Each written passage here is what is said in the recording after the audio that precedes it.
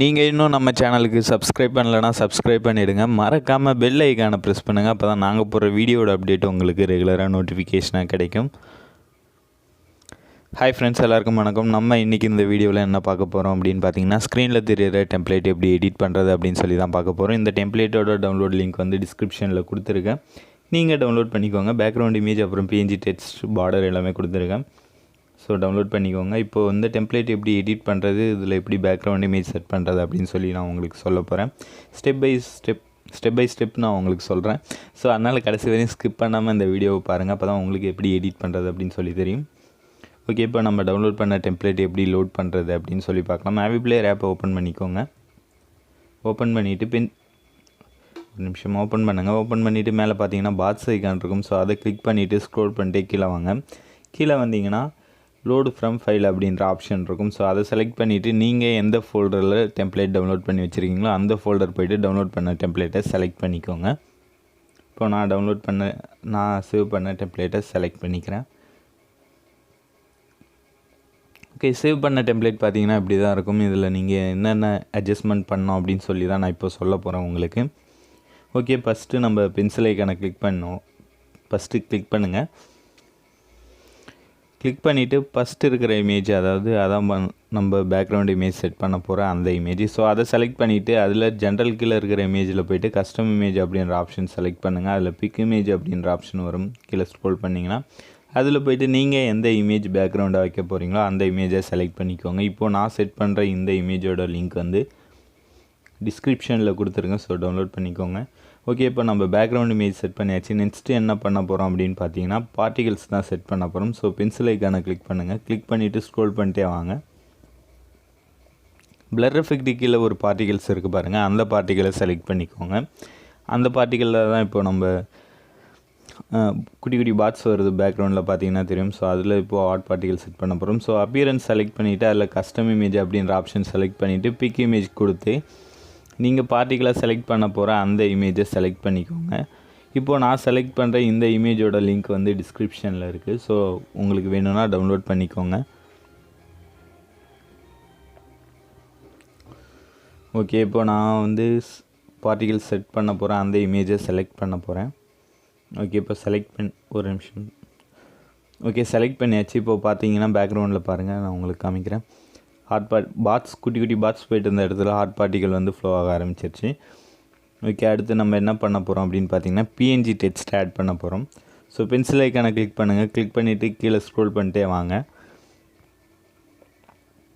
அதில் பிளர் எஃபெக்ட்டுக்கு மேலே ஒரு இமேஜ் இருக்கும். ஸோ அந்த இமேஜை செலக்ட் பண்ணிவிட்டு அதில் இமேஜின்ற ஆப்ஷன் போங்க. அதில் கஸ்டம் இமேஜ் அப்படின்ற ஆப்ஷன் வரும். அதை செலக்ட் பண்ணிங்கன்னா பிக் இமேஜ் கொடுத்து நீங்கள் என்ன இமேஜ், அதாவது பிஎன்ஜி டெக்ஸ்ட் என்ன ஆட் பண்ண போகிறீங்களோ அந்த பிஎன்ஜி டெக்ஸ்ட்டை ஆட் பண்ணிக்கோங்க.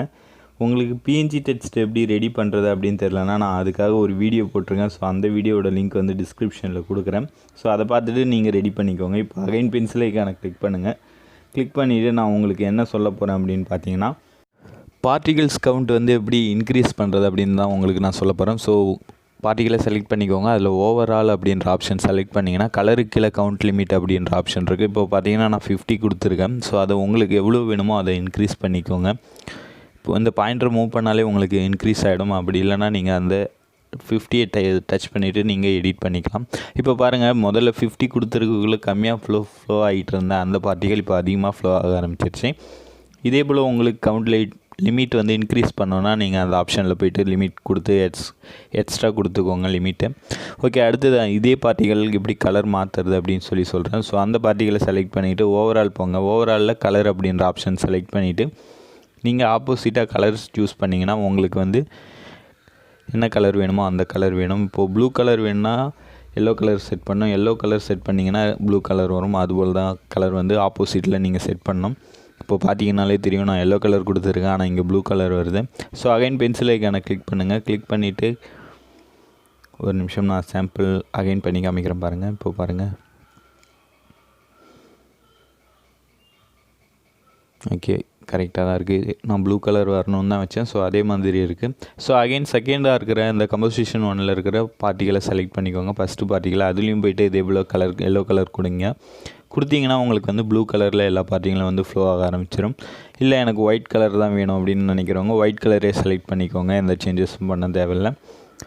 அடுத்து நம்ம என்ன பண்ண போகிறோம் அப்படின்னு பார்த்தீங்கன்னா டெக்ஸ்ட் எப்படி எடிட் பண்ணுறது அப்படின்னு சொல்லி தான் பார்க்க போகிறோம். ஸோ பென்சில் ஐக்கான் கிளிக் பண்ணிவிட்டு லாஸ்ட்டாக இருக்கிற அந்த டெக்ஸ்ட்டை செலக்ட் பண்ணிக்கோங்க. அதில் அப்பியரன்ஸ் போய்ட்டு டெக்ஸ்ட்டுன்ற ஆப்ஷன் இருக்கும். ஸோ அதில் போனீங்கன்னா என்னோடய சேனல் நேம் இருக்கும். அதை ரிமூவ் பண்ணிவிட்டு உங்களோட நேம் இல்லை உங்களோட பேஜ் நேமும் நீங்கள் ஆட் பண்ணிக்கலாம். இப்போ நான் சாம்பிளுக்கு என்னோடய இன்ஸ்டாகிராம் ஐடி வந்து நான் டைப் பண்ணுறேன் பாருங்கள்.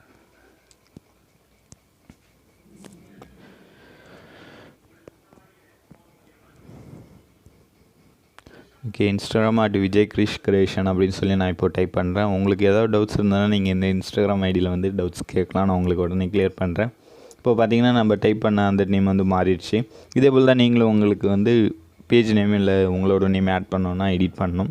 ஓகே, அடுத்து நம்ம என்ன பார்க்க போகிறோம் அப்படின்னு பார்த்தீங்கன்னா எப்படி எக்ஸ்போர்ட் பண்ணுறது, என்ன சைஸில் எக்ஸ்போர்ட் பண்ணுறது அப்படின்னு சொல்லி தான். ஸோ எக்ஸ்போர்ட் ஐக்கானை கிளிக் பண்ணுங்கள். கிளிக் பண்ணிவிட்டு வீடியோ வித்து பார்த்தீங்கன்னா 1080, வீடியோ ஹைட் பாருங்கள் 1080 கொடுங்க. சேம் சைஸ் கொடுங்க, அப்போ தான் கரெக்டாக எக்ஸ்போர்ட் ஆகும். எக்ஸ்போர்ட் கொடுத்தீங்கன்னா உங்களுக்கு வந்து வீடியோ வந்து எக்ஸ்போர்ட் ஆக ஆரம்பிச்சிடும். இந்த வீடியோவில் உங்களுக்கு எதாவது டவுட்ஸ் இருந்ததுன்னா நீங்கள் வந்து கமெண்டில் சொல்லலாம். அப்படி இல்லைனா என்னோடய இன்ஸ்டாகிராம் ஐடி வந்து டிஸ்கிரிப்ஷனில் கொடுத்துருக்கேன்.